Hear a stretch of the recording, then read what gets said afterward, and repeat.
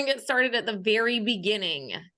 So in North Carolina, we have to present this not at initial contact, but at first substantial contact. And first substantial contact is defined as soon as you find out someone's reasoning behind the thing that they want. So it's if somebody says, I want to buy this house because I'm moving here, because I'm switching to this job, that is considered substantial contact. As soon as you find out someone's motivation behind buying or selling, it is considered substantial contact.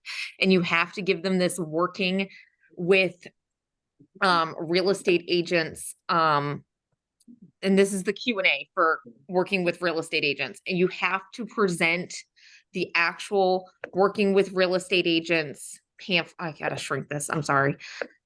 It's in my way. The actual working with real estate agents pamphlet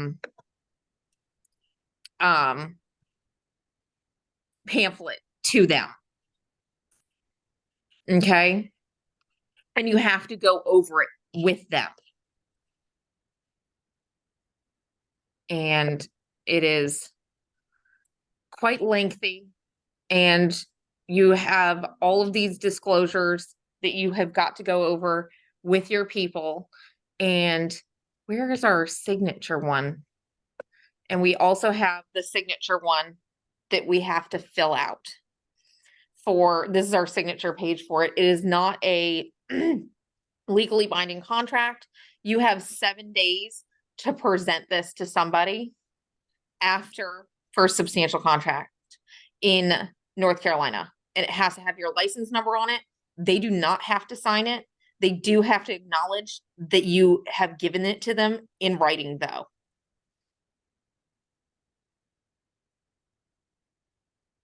And it has to be presented to them in writing. And it does have to have your license number on it. It would be best if they do sign it. They do not have to sign it.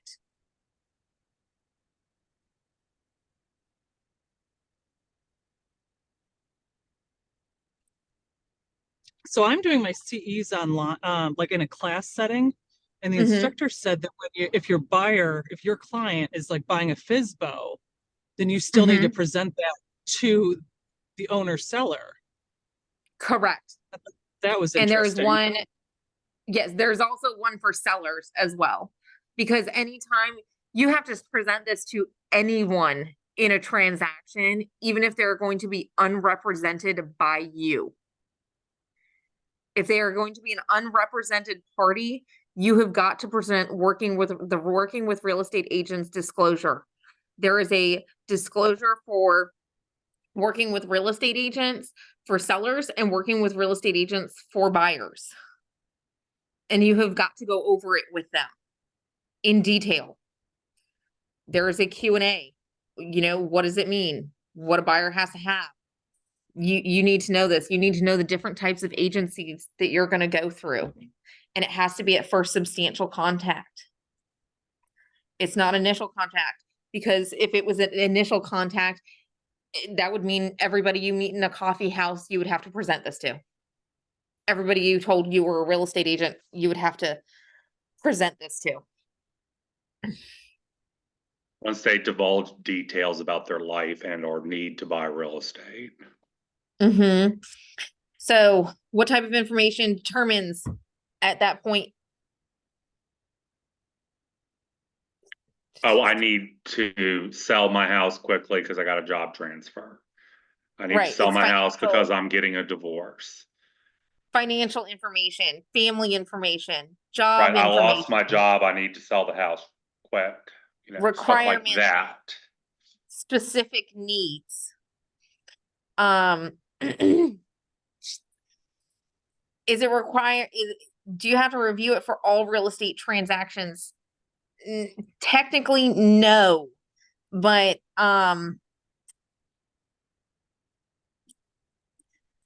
it's required for all residential and commercial real estate transactions. It is not required for lease transactions. Right. In North Carolina. You're required to review it and request the buyer or seller to sign it and provide the signed copy of the disclosure. And you can request for them to sign it. They do not have to sign it. It is not a legally binding document. It is not a buyer broker. There is a separate buyer broker or a seller representation.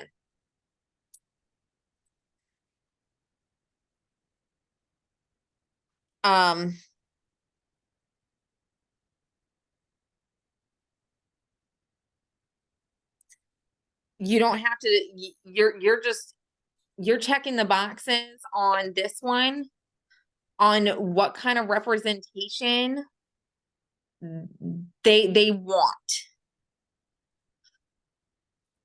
Okay, so you can check all relationship types below that may apply to this buyer. Okay, so the safe bet is to check all of them. Just check all of them.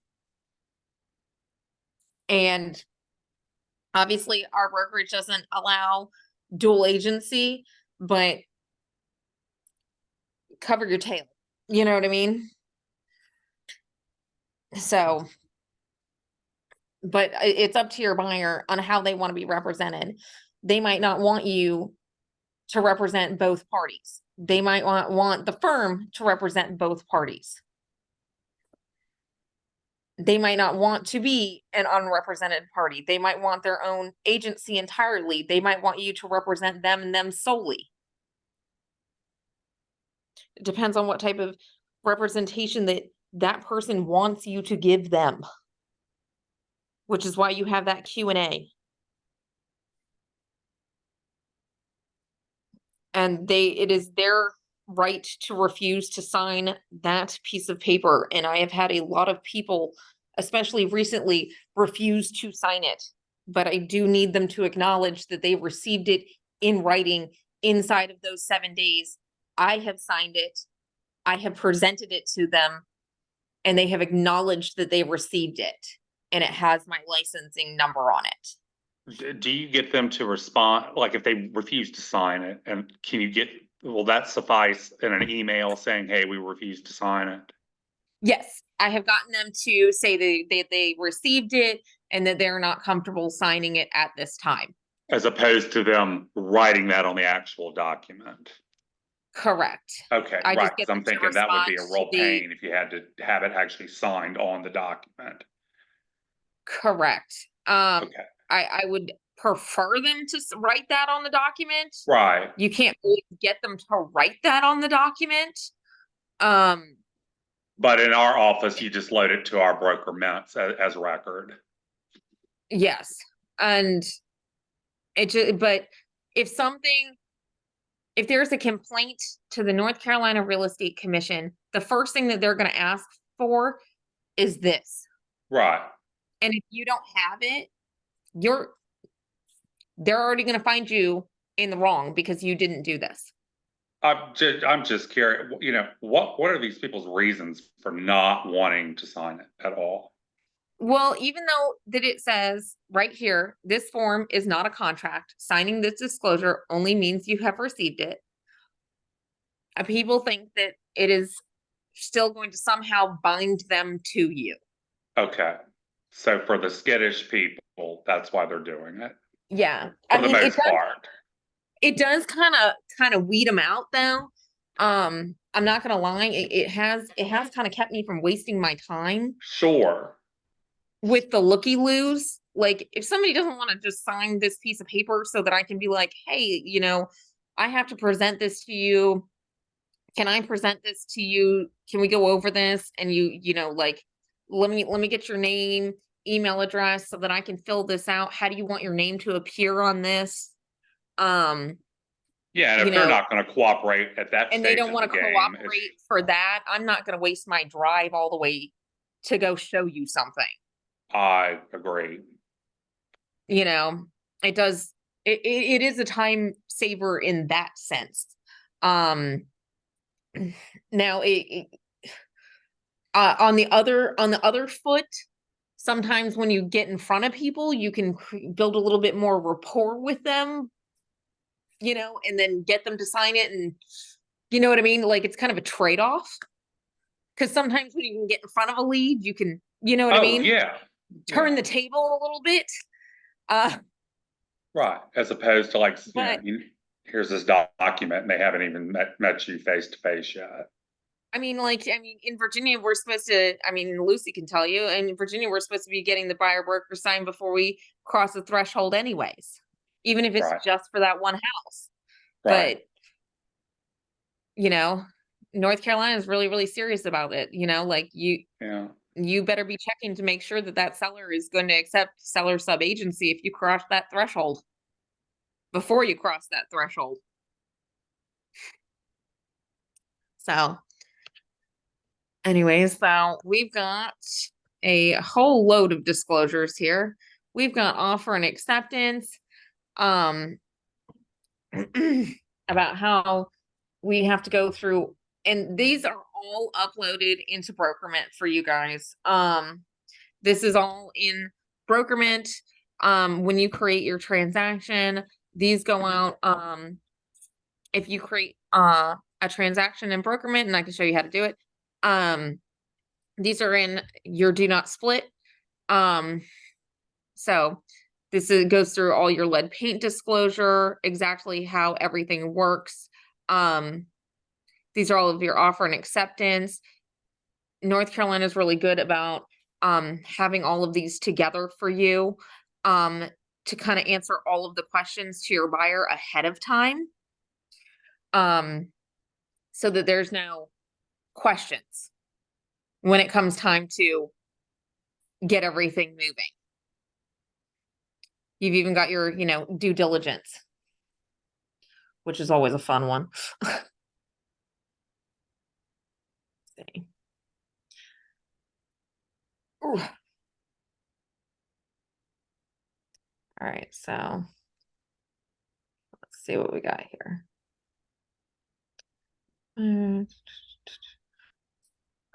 Okay, so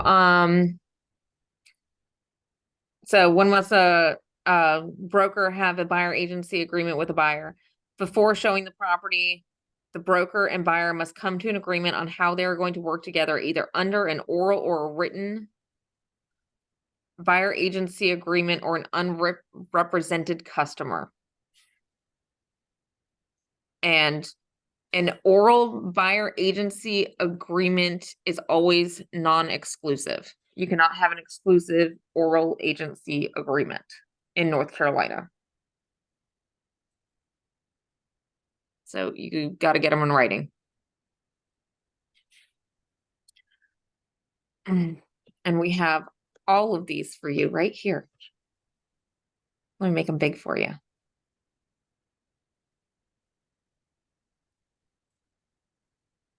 That looks familiar. Yes. Where'd that come from? I wonder. I don't know. We've got a whole load of them. So we have to review all of these things. Everything. But I wanted to go down to, where did I want to go? Oh, right here. So you have to reduce everything to writing prior to presenting offers. You cannot have an oral agreement and write an offer with a buyer in North Carolina. It has to be prior to. You cannot be post dating things in North Carolina. One of the other things with North Carolina, if you have, North Carolina, especially if you have somebody that's doing wet signature, North Carolina really and truly wants you to have, dates on anything that is initialed. If the contract goes back and forth, they want the dates initialed. to see when the last changes were made. They're really, really persnickety about things like that. They want everything in writing. They want you to keep copies of everything. So you can't continue to work with a buyer if will not have an agreement in writing with you. It's just not possible. North Carolina is they're just really strict about these things.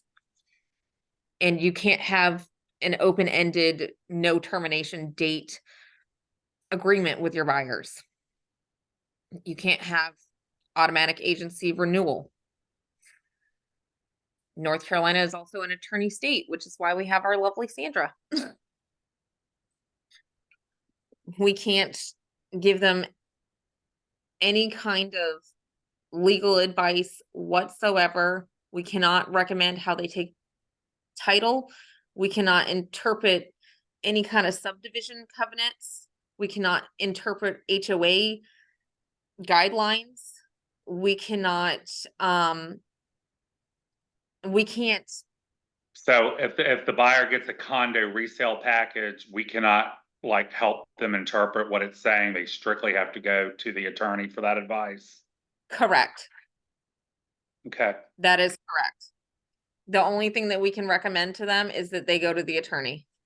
You cannot. Well, that takes the burden advise- off us to have to answer it, right? It absolutely does. It really and truly puts the burden on the buyer. North Carolina is, what is that? I always pronounce it wrong.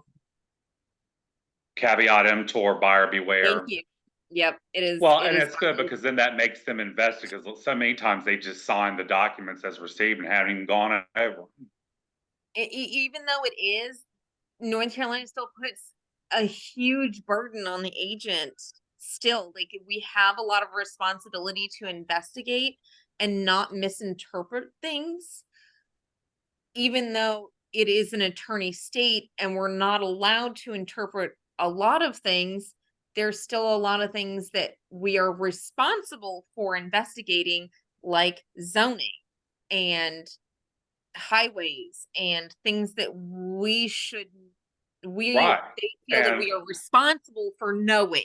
And CCNRs and an HOA or condo association. Yes, we're not allowed to interpret them, but But we like, are if you to can't park a work vehicle on the street, you know, your buyer needs to know that if they're a plumber or whatever. Correct. also- We are responsible for discovering a lot of things. The biggest thing I've noticed around like associations is there are not disclosure packages in North Carolina. All the seller has to tell you is their association dues amount. The rest of it is kind of, we have to do the research. We have to request the documents if we want them, and they don't necessarily have to provide the seller. We can go to the association. A lot of times they're recorded in the land record, so that's where I found a lot of the information, but we don't get full disclosure packages. Correct. It is very much on the buyers to just kind of figure it out. Yep. Just figure it out. And there's a lot of I've seen a lot of shared maintenance agreements in North Carolina with the roads, especially in the more rural areas. And a lot of them are non-recorded shared maintenance agreements. They're just handshakes. And I'm like, this makes me really uncomfortable. Yeah. But apparently this is what we're doing. It's all great until something really bad happens. Well, like, I mean, I was down in like off the Albemarle Sound, and there's 9 lots, and they were subdivided back in the housing boom of, 2004, 2003. Right. And one house had been built, and it had a shared gravel drive to the 9 lots. Only one house had been built, and there was supposed to be an HOA. The HOA was never created. They had a shared maintenance agreement between the 9 lots for the gravel drive, but just the one house had been paying for the gravel drive since 2003 because the Yeah, other and lots the have never been developer built. doesn't own the remaining lots, or they lost them in foreclosure Nope, and a they've bank all owns them. been sold. So this guy's been paying for this gravel drive this entire time, but it's a shared gravel drive. So you would think the bank would be participating. There's no shared maintenance agreement that's deeded. And I'm like, that's gonna be Right, at some yeah, so, point, and if that you're is at the going to end of be an that, not, that's a long absolute driveway of mess gravel to down the road. maintain. That is going to be an absolute mess down the road somewhere. And I see that quite a bit, where it's a non-recorded maintenance agreement for a gravel drive or some shared roadway. So there's a lot of material facts that North Carolina thinks that we should know, and they use what they think, what they they call it what is it, the rule of 5. They think that if, another agent would have noticed it, then you should have noticed it. So like if you walk into a house, if someone walks into a house and can see that there's a leak in a ceiling and you didn't notice the leak in the ceiling and point it out to your buyer, and later on your buyer is unhappy that there's a leak in the ceiling and it should have been obvious to you, that could be on you, that you didn't point out an obvious defect to your buyer. Like that's kind of how North Carolina views it. Now, would the They- home inspection, cover you because, it would be discovered in the home inspection? Well, yes and no. It's kind of like that's an obvious defect. That's more like the listing agent didn't disclose a material fact of a roof leak Sure. because it was obviously a ceiling stain. Right, So- if you see a wet active stain in the ceiling, that's one thing, right? Right, but if that person didn't notice it, but 2 other agents could notice it, it's kind of one of those, like, it's that's how North Carolina kind of views the whole thing. So, and then it's got misrepresentation versus omission. Did you omit a fact? Did you misrepresent a fact? Omission is you didn't open your mouth. Did you open your mouth? That's misrepresentation. So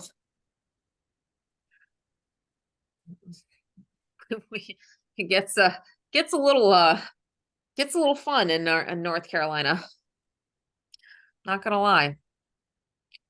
So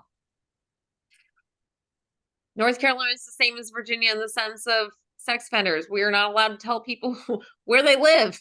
They get to look it up themselves. It is not considered a material fact. Death and murder is not a material fact. Graveyards, material facts. Hauntings, not material facts. I find this one interesting. They don't have the ACOOS like we do. They don't do the flight path for the airports or anything. I haven't found that down there at all for the military, air, noise, or craft. So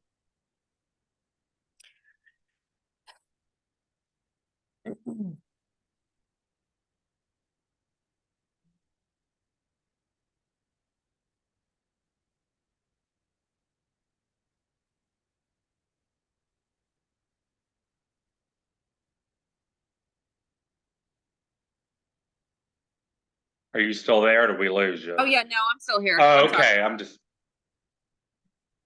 Sorry. it's fine. So your seller can try to tell you to withhold material facts. You're not allowed to withhold material facts about the property. You can't. You're not allowed to to interfere with that. If you know a material fact, it's the same as in Virginia. If you know a material fact, you have to disclose the material fact. You can't not disclose the material fact.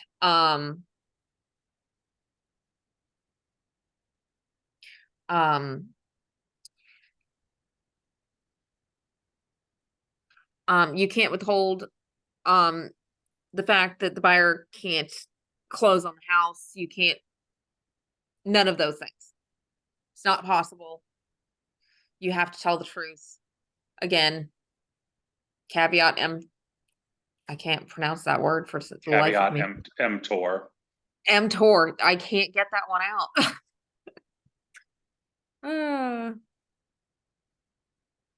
So North Carolina does have two really nice disclosures. They have the mineral and oil rights disclosure and the residential property disclosure. That the seller is required to use. There's only a couple of times that they don't have to, and so you do get to know a little bit about the property ahead of time. You know, sometimes they just check no representation, which is a little bit frustrating, but it is what it is. You only have your buyer only has a certain number of days to walk away from the contract if they do not provide that. So hopefully you get those ahead of time. Are they If not- typically uploaded under disclosures in the MLS? They are typically uploaded in Flex MLS. And I can show you guys where to find those if you'd like. And MOG is even required in the Outer Banks. MOG is required. That is a state required form. So it doesn't Even matter where it is. I mean, I doesn't get matter it if where it's it a is. mountain. It doesn't matter if it's a FSBO. It doesn't matter if it's an off-market property. You have to use that. Like, it doesn't matter if it's new construction. Like, you have to use that. That is a state required form. Right. And you cannot fill that out for your sellers. Your sellers have to fill that out. If they do not want to fill that out, you need to send them to the attorney, and the attorney can advise them on their rights. That is Miss Lydell's land. So she can tell them what their rights are as far as filling out that, as far as checking no representation, and that is if they've severed their mineral and oil rights, if the previous owner has severed their mineral and oil rights to that property. So, and I don't know what the ramifications are if they don't fill that out or if they lie on that form. So I don't know what happens after that if that is filled out untrue, to be honest with you. I've never seen anybody do that. Sandra, do you know what happens if that mineral and oil rights form doesn't get filled out or doesn't get filled out correctly? My gut is to tell me it would be a void contract, but let me do a little bit of research this afternoon and I'll email you and you can forward it out to everyone. Oh, that would be great. Yeah. I don't know what would, I don't know what would happen because I know that that's a state required form for all transactions in North Carolina. Right. Okay. So they don't have to disclose anything on the RPOs at all, which is the residential. They don't have to, they can check no representation on everything if they want to. The only time that the RPOs is not required is new construction, and if it is if like a tenant that has already lived in the property for a certain amount of time is purchasing that property, is the only time that they don't have to use that. All resale has to use that. Now, I guess if you're doing a for sale by owner, nobody's gonna know if you don't use it, I suppose. So, but if you're selling real estate on the MLS, you're gonna want to fill that out. In North Carolina, yeah, of course it's mandatory.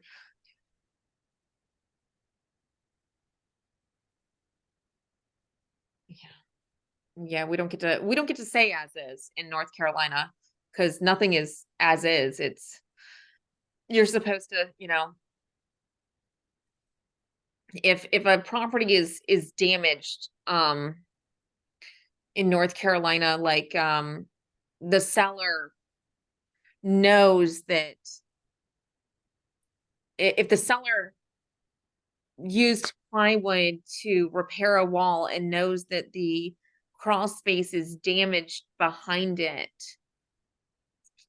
in the basement, and the buyers find out about that latent defect and the seller did not disclose that, then like the buyers potentially have a lawsuit against the seller and the listing agent.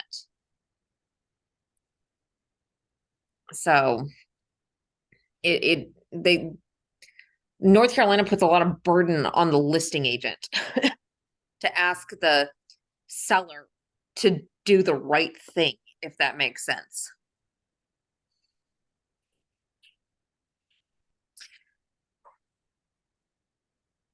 Yeah, we're not allowed to tell people, we're not allowed to misrepresent anything. We can't disclose information incorrectly. We can't intentionally or unintentionally tell you false information. We can't say the HVAC works great and it doesn't work. And we can't lie by omission or be negligent because we failed to discover something that should have been easily discovered. If I could have turned the HVAC on to see if it was working and I said, no, it works great, and I could have just flipped it on to see if it worked, then that's negligent omission. And again, we get to go back into the disclosures.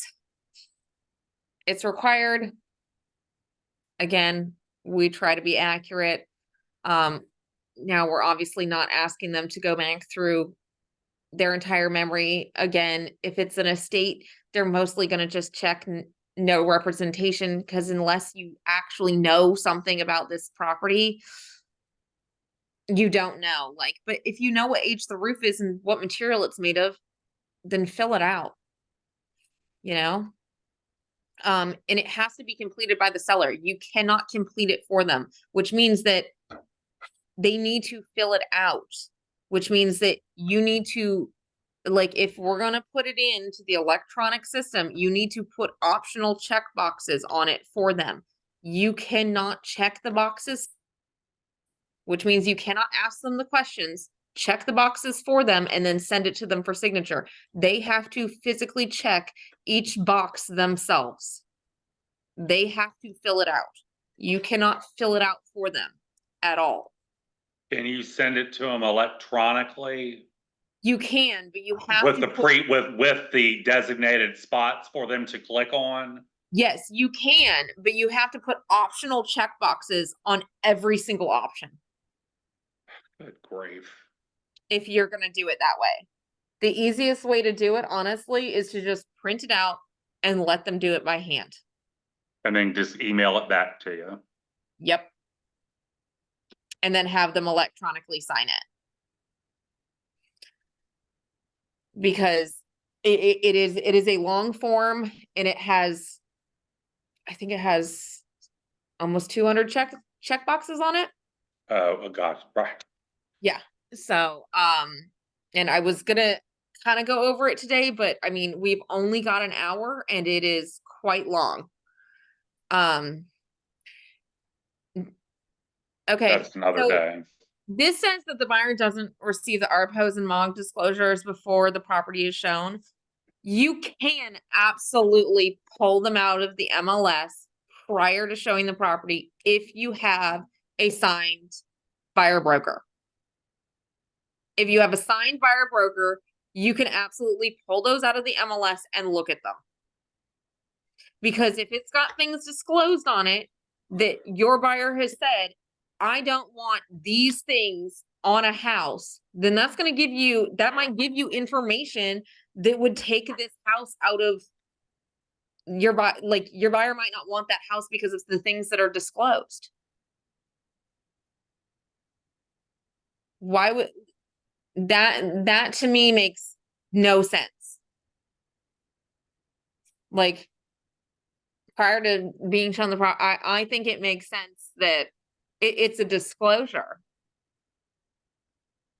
If you've got a signed buyer broker, there's no reason why it's a disclosure.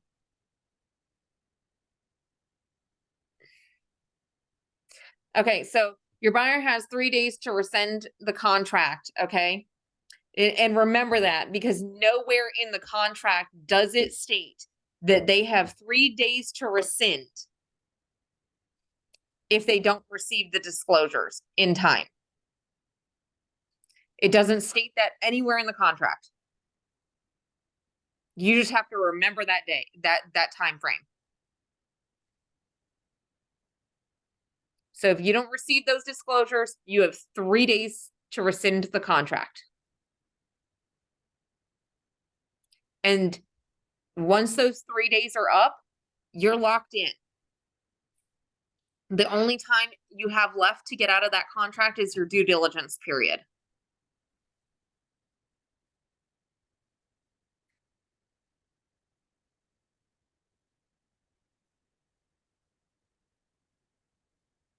And this 3-day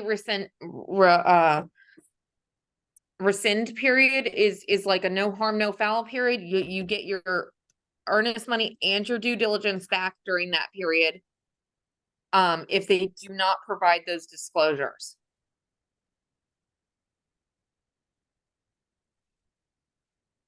Okay, but it does not anywhere in the contract. That is a North Carolina, that is in the North Carolina statute. It doesn't say it anywhere in the contract. So unless you remember that you have those 3 days, there is nowhere to remind you.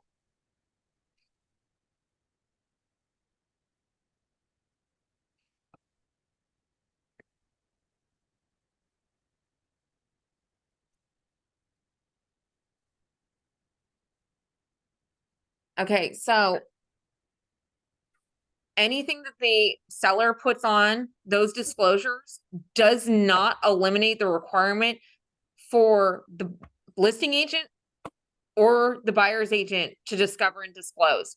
So even if the seller fills those out and the listing agent discovers that the seller says the HVAC works just fine and the listing agent finds out that it doesn't, the listing agent still has to disclose that the HVAC doesn't work.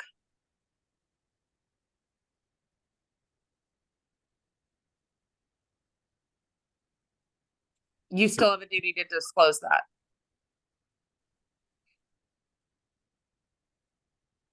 And in North Carolina, when you do your due diligence, it is not like Virginia. You have the option to not give them the home inspection. So a lot of times, even if somebody drops out during due diligence, a lot of times these listing agents never got a copy of the home inspection. So the only thing they got was a due diligence list. So that might be the only things that they can disclose. So sometimes they are at a disadvantage. And you might be at a disadvantage on what you are supposed to be disclosing.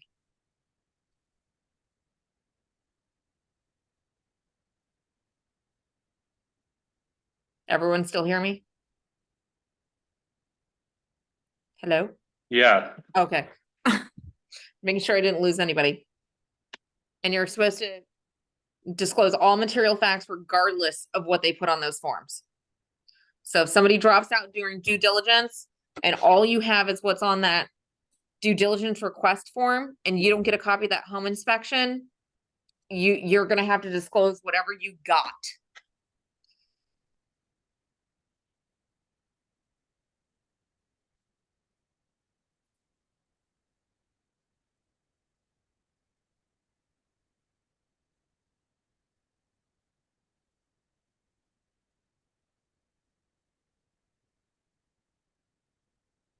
All right, you still have to disclose, even if it's an unrepresented seller, you still have to present them with the working with real estate agents. Always for substantial contact, always your license number. You always have to sign it. You always have to present it to them, always within 7 days. Always at least get a reply via email. And you can try to get them to sign it that they don't, or write on it that they are not comfortable signing it.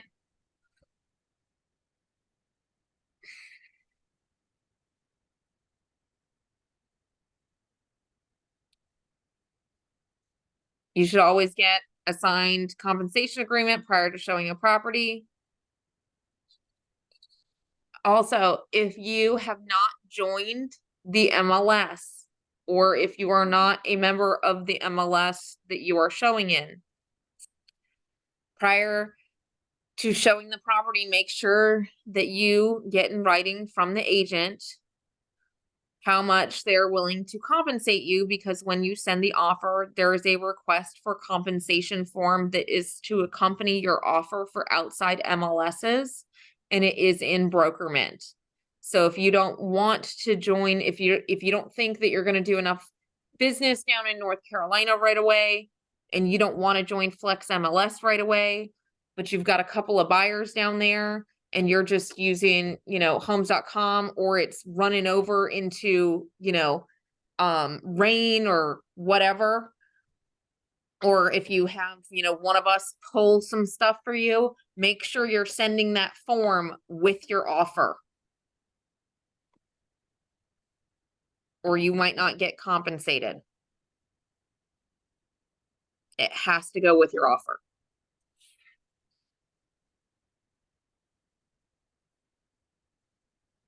And of course, because we are all licensed in Virginia, we all know what designated dual agency is.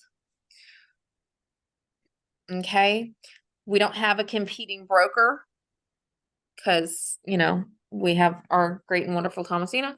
So, but in North Carolina, if you were at a different firm, your BIC cannot be the other agent if you're a provisional broker.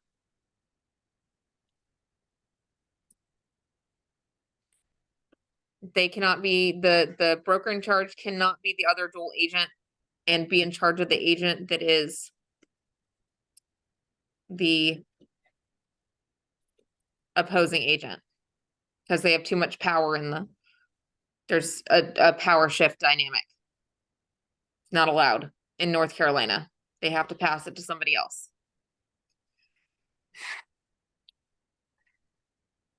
All right. This one always confuses everybody. So North Carolina has due diligence and earnest money. So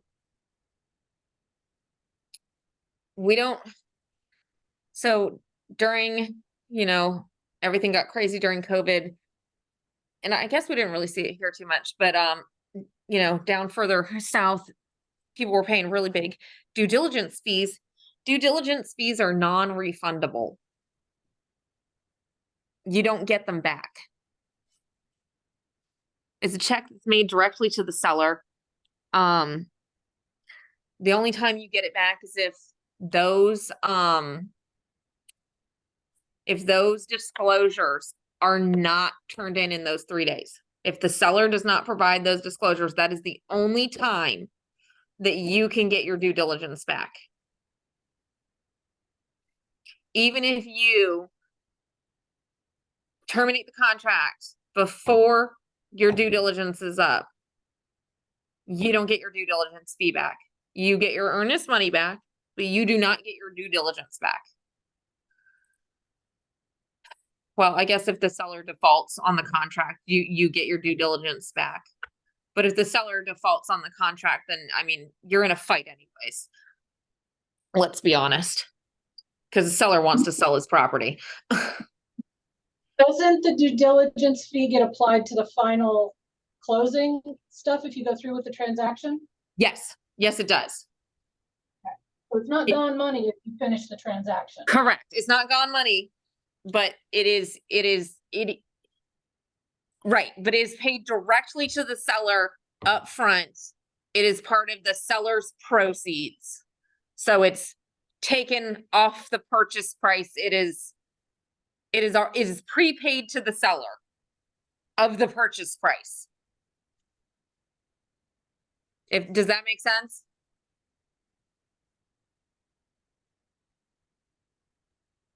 Yeah, that works for me. I just wanted to clarify that if you go Yes. through with the transaction, it's not gone money. It's not gone money if you go through the transaction.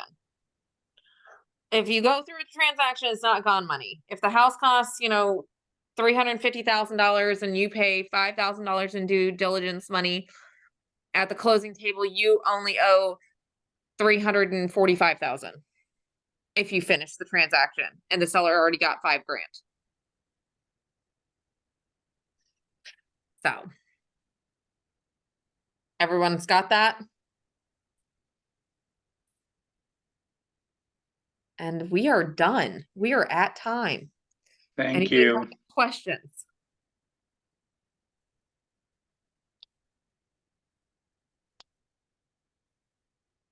No? We're good? Everyone's Thank terrified you. of North Carolina now? Yeah. Fun, fun, fun.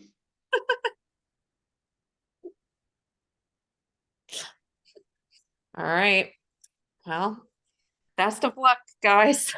Thank you. Let me know if Bye. you have any questions. And then next time we'll do the purchase contract and the purchase docs in the next one. Good. So we'll get to play with documents. I decided to start from the beginning and then, go from there. Okay. All right, perfect. Thanks for having me, guys. I'll see you Oh, next time. thanks so much, Sandra. I appreciate it. Sorry, it was a lot of information to go over. No, that's okay. That's okay. And I'll shoot you that email later today All about the right. mineral rights. All right. Thanks so much. Bye, guys. Bye. Bye.